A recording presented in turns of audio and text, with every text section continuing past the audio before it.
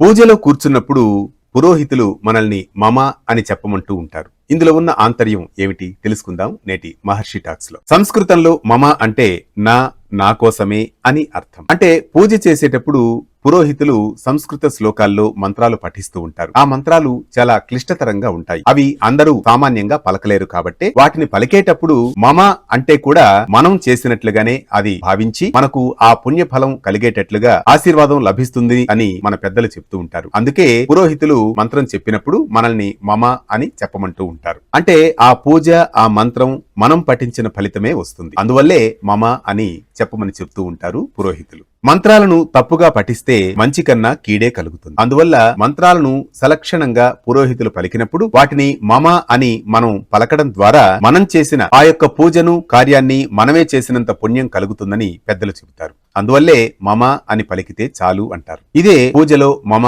అని చెప్పడంలో ఉన్న ఆంతర్యం. ఇలాంటి మరిన్ని అంశాల కోసం యూట్యూబ్, ఇన్స్టాగ్రామ్ లలో సబ్స్క్రైబ్ చేసుకోండి. మహర్షి టాక్స్ మీ ఆర్కే కొత్తకోటతో.